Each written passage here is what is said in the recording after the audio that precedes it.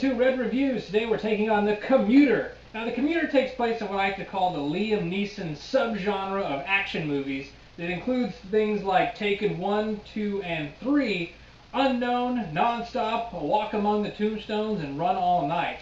All have Liam Neeson playing sort of a similar type character.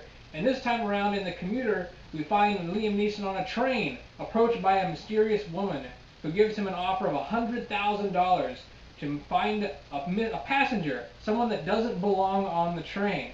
Liam Neeson being in a situation, he just lost his job, he's got a family to provide for, he takes this challenge. He takes the money, and now he has till the end of the line to find this person that doesn't belong on the train. The Commuter can really be compared to more along the lines of Nonstop with Liam Neeson, where it's a character in a confined place. That one has Liam Neeson on an airplane. This one has him on a train. But both movies have to do with Liam Neeson trying to find this person who's doing this. He has to do the process of elimination on who could be the culprit, who's the person that he's after, and he uses all these methods of deduction to try and figure it out, to narrow down the suspects to one specific person. And of course, it wouldn't be a movie if there wasn't casualties along the way. So people don't lose their lives. There are real stakes here in this movie. Unfortunately, the Commuter doesn't, I feel, have the same impact that Nonstop does. The level of suspense doesn't quite get to the point that Nonstop does. So in that, I'd say Nonstop is a better Liam Neeson movie.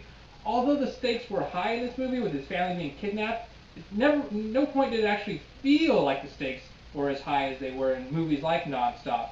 Neeson, of course, Liam Neeson, he does a great job. He's got this sort of character archetype down. It's always great to see him play this character with a particular set of skills who, you know, once in a while, we want to see someone put foot to ass, and Liam Neeson is really good at it. So, I mean, to the same extent, yes, it's the same character. We've seen him in all those other action subgenre Liam Neeson movies I mentioned at the beginning of the video.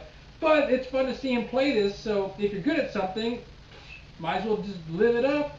As always, Neeson, like I said, putting foot to ass, coming out as the victor on top is always fun to see. The acting from the fellow passengers, I thought, was a little at times, because here you have a situation where they don't know that Liam Neeson's trying to save the day. They think he's trying to hijack the train.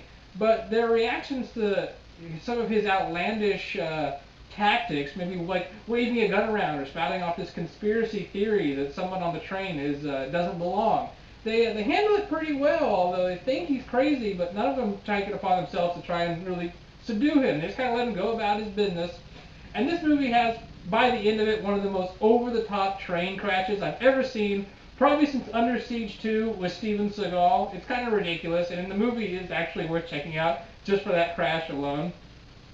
The problem I have, one of the main problems I have anyway with this movie, is that the train crash itself is sort of like the climax of the movie. That's the crescendo you're building up to. But the movie does go on about 15 or 20 minutes past that, in that it does feel a little lengthy, like it exhausts itself, like it should have wrapped it up there at the climax. After your Death Star blows up, you kind of want to wrap up the movie. But this one goes a little farther to wrap up the big mystery, the big twist, which if you're sort of giving it any thought throughout the movie or paying attention at all, it's not too much of a reveal where it's going to be like, oh my gosh, I can't believe that's how this played out. It's sort of laid out in front of you where you can actually stay one step ahead of Liam Neeson for the most part, if you tried.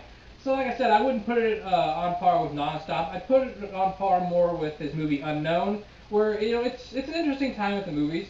It's a good way to kill an hour and 45 minutes. But ultimately, I think it's going to be forgettable in the long run. But you get to see Liam Neeson do one of the most badass things that Liam Neeson ever does in movies, and that's talk on the phone. Nobody talks on the phone quite like Liam Neeson does. And for that, I hope he continues to make these type of movies.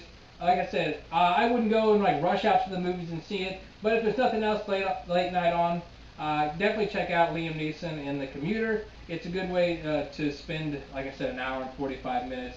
And it's a good entry into this subgenre of Liam Neeson ass-kicking, I've got a particular set of skills, where's my daughter, sort of film noir genre that he's created for himself. I'll catch you guys next time. Like and subscribe right here on Red Reviews.